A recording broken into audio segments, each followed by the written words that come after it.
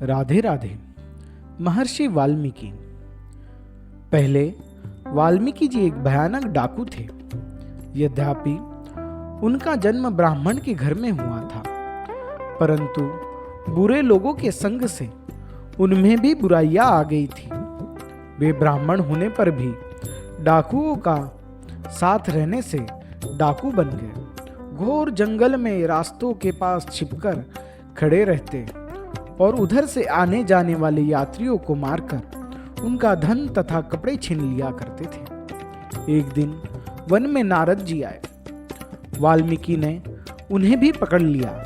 नारद जी ने कहा, पहले अपने घर सबसे पूछ तो आओ कि तुम्हारे पापों में कोई घर वाला हिस्सा लेगा या नहीं। नारद जी को बांधकर वाल्मीकि घर गए। उन्होंने पिता, माता तथा स्त्री सबसे बारी बारी पूछा कि कोई उनके पापों में हिस्सा लेगा या नहीं। सबने उनको एक ही उत्तर दिया, हम पाप में हिस्सा नहीं लेंगे।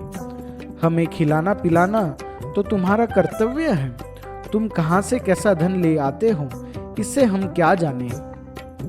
घर के लोगों की बात सुनकर वाल्मीकि को बड़ी निराशा हुई। उन्होंने वन में जाकर नारद जी को खोल दिया और उनके पैरों पर गिरकर वे रोने लगे।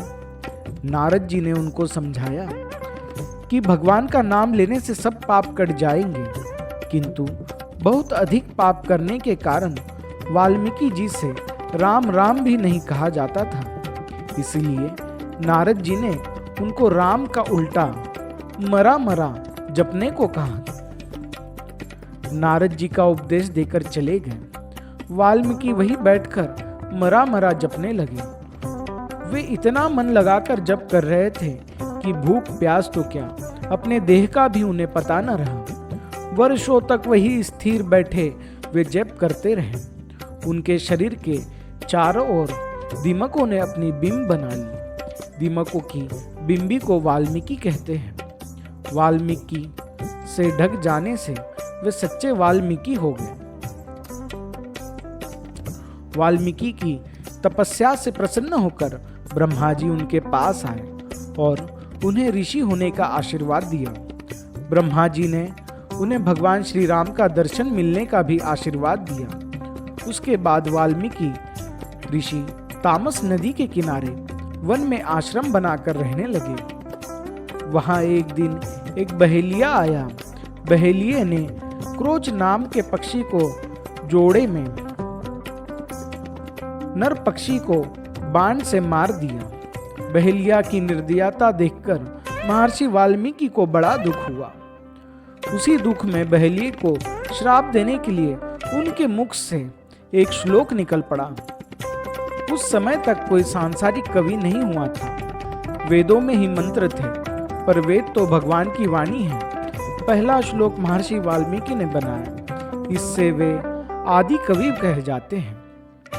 भगवान श्री राम का चरित्र बड़े विस्तार से महर्षि वाल्मीकि ने अपनी रामायण में लिखी है। श्री राम जी ने जब सीता जी को वन में भेज दिया था, तब वे वाल्मीकि जी के आश्रम में ही रही थी और वही उनके दो पुत्र लव और कुश हुए थे।